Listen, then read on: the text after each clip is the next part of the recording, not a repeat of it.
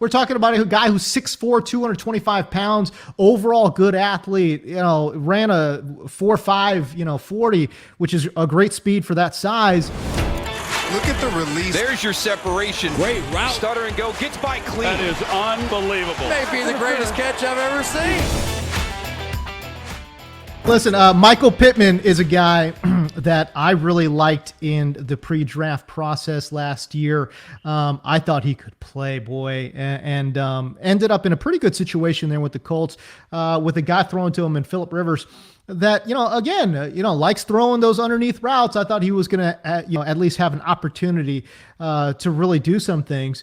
And in terms of reception perception, nearly a 92% success rate on slant routes. That was top among charted rookies. Top score, actually, among the 23 wide receivers charted thus far. Very impressive underneath Matt Harmon. Coming into the season, it was pretty clear that obviously, like, Phillip Rivers didn't have very much gas left in the tank. No kidding. He is now retired at this point. So clearly, I think Rivers played better than I expected he would play last year. Obviously, there were some classic Phillip Rivers moments where he limited them. He made some mistakes, but it is what it is with Rivers. I mean, that's kind of always been a part of the equation. But clearly, the arm strength isn't what it used to be. Like, I couldn't believe folks were like, yeah, Michael Pittman will be his new Malcolm Floyd. Like, remember when Malcolm Floyd, a big receiver who would win downfield for Rivers? I'm like, that was like a decade ago with the Chargers, man. I don't know that matters anymore. I thought like Pittman might be sort of, he would, I don't know that didn't think he would fit as well with Rivers. Let's put it that way. Last year, Michael Pittman himself got hurt, but then when he got back, like you mentioned, he was really good on those in-breaking crossing routes, the dig route.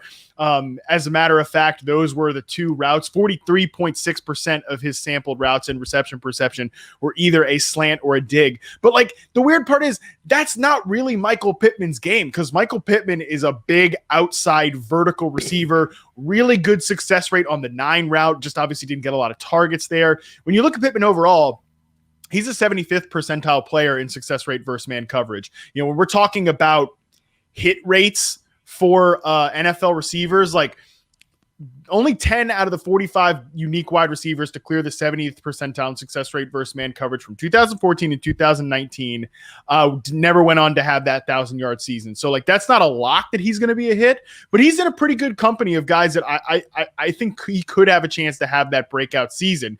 Folks legitimately have that question. We only saw him pop on those sort of sporadic crossing plays, but I think that's what the offense was under Phillip Rivers. I don't think it's going to be that type of offense under Carson Wentz. And like, James, you look at the Colts offense right now, they need Michael Pittman to have this season, like this season that we're talking about, where he has that breakout unit, because their receiver core is rough. I think T.Y. is right there at the edge of the end of his career. T.Y. can actually help as a vertical threat from the slot only. I don't think he should play outside anymore at this point. I'm not counting on Paris Campbell for anything. I just never really liked the player that much. I think he's very, very limited. And obviously there are some injury questions. The tight ends are, sort of questionable. They have a lot of intriguing guys, but no one that's like a locked in stud. The running backs are great, but the receiver core beyond Pittman and Hilton, there's not a lot there. Like they need Michael Pittman to become that breakout receiver, and he's not being counted on as a guy, in terms of his draft price or anything right now, to be that guy. But I think it's within his range of outcomes. You look at this offensive line, and obviously they've got the great running backs, as you mentioned. It's going to be a lot of Jonathan Taylor. They're going to mix in the running backs as much as possible.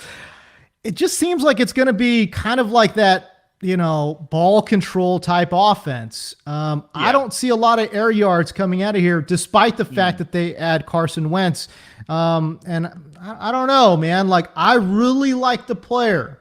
And it's very possible he sees the lion's share of targets this year, just depending on what we got with Carson Wentz. Hard to trust, I think, especially in terms of fantasy on a week-to-week basis. And we're talking about a weekly game here. But certainly, I think, as you mentioned, possesses a little bit of upside, because again, if he emerges, we're talking about a guy who's 6'4", 225 pounds, overall good athlete, ran a 4.5, 40, which is a great speed for that size. boy, I mean, he absolutely could emerge as the number one player, number one pass catcher in that offense, but how much are they going to pass the ball?